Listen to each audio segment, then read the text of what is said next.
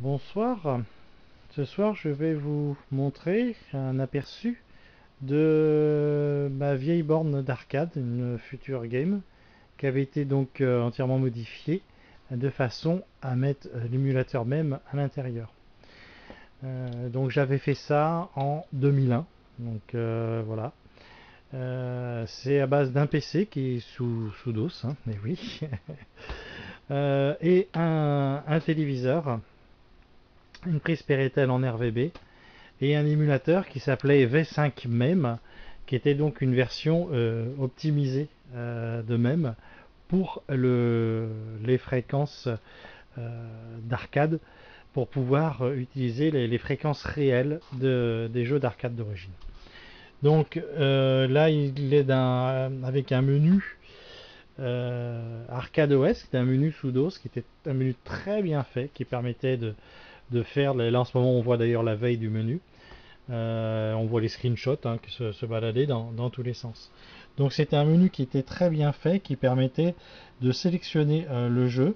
Et chaque jeu, vous voyez, vous l'avez donc le screenshot, donc le fond d'écran de chaque jeu. On pouvait donc, sur ce menu, on pouvait euh, customiser des listes.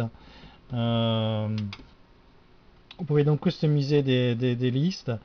Et enfin, c'était vraiment fabuleux comme système. Donc là, là, je vais par exemple lancer un jeu. Ah, bon, hop, voilà. Bon, il y a eu un petit bug, mais bon, ça n'a pas empêché le fonctionnement. Et donc là, vous voyez, hop,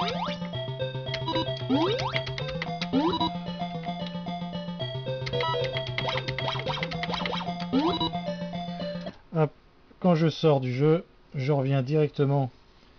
Donc on voit un petit OSD, parce que c'était un téléviseur, ça pue le moniteur d'origine. Donc là, par exemple, je vais passer à la liste Neo Geo, voilà. Euh, voilà. Euh, hop, un Aero Fighter par exemple, voilà. Donc vous voyez, il n'y a pas besoin d'aucun clavier, simplement avec la touche 1 et la touche 2 qui me permet de sélectionner et de valider dans le menu, enfin sur le menu Arcade OS. Donc là on va attendre que le jeu charge, hein. Donc c'est un vieux PC sous DOS, hein. Voilà, avec une ça fait sourire avec des mémoires où on parle en mégaoctets. Voilà, c'est bon, c'est parti. Donc on met les pièces. Donc là j'avais rajouté un petit bouton pour simuler les pièces.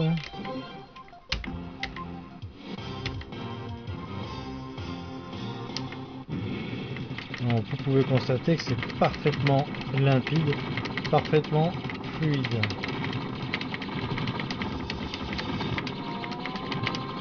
Donc là, évidemment de filmer et de jouer en même temps, ça reste un peu difficile.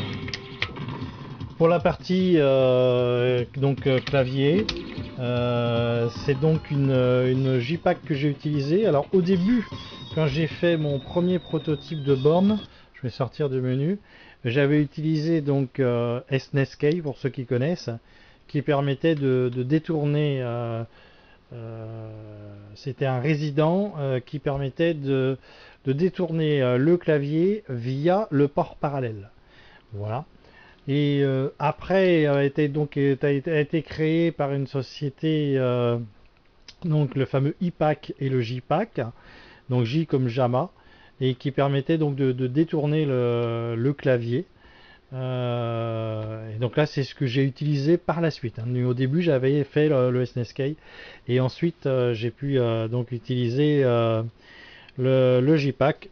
Donc là, j'ai la première édition du JPAC qui se trouve à l'intérieur. Donc là, je vous montrerai une autre fois quand il fait jour, plus précisément, euh, le- comment ça a été transformé, quoi.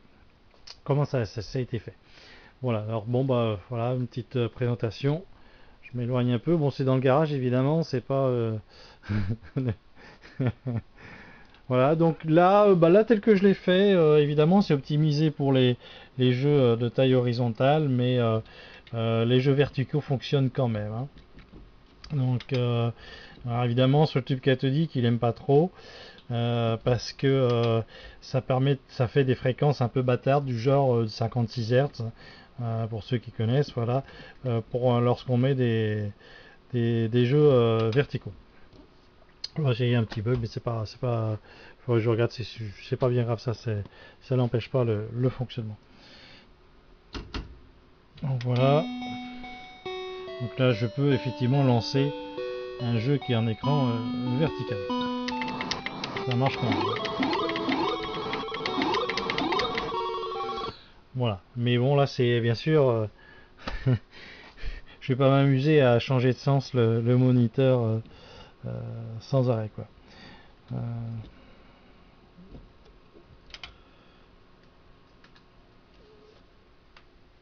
donc là, par exemple, c'est pour montrer. Voilà. On va faire un petit zoom. Pour montrer qu'il n'y a vraiment aucun défaut. Alors, on va aller sur les crédits. Ah, c'est flou. Voilà. On va lancer la partie.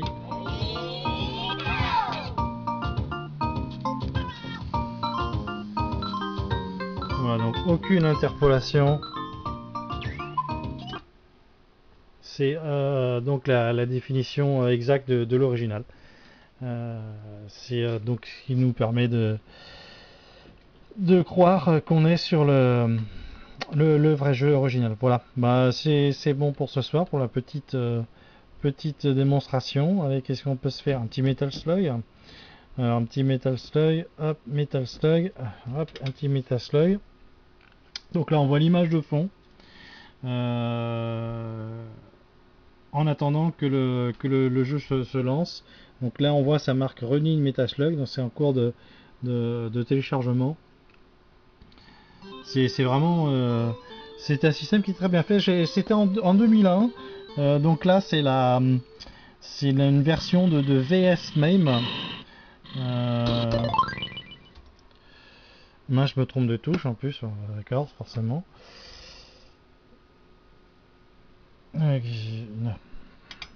C'est une version, je disais, pardon, de VS MAME,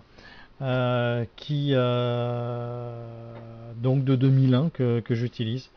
Là, j'utilise la version 0.57, mais j'avais commencé avec la 0.37, je crois, si je m'abuse. Je crois que j'avais pratiquement tout fait avec la 0.37, une des plus connues d'ailleurs, qui est utilisée sur pas mal d'émulations pour des consoles de jeux. Donc, par exemple, sur la Dreamcast.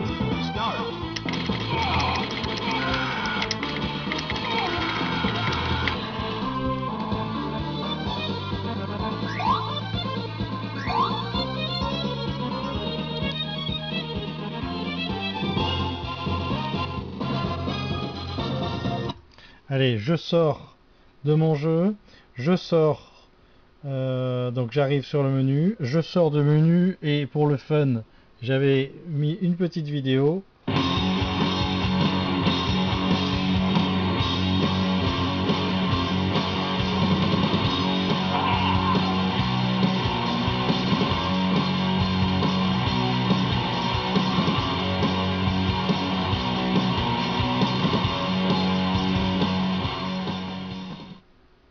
Voilà, allez, bye bye, à plus.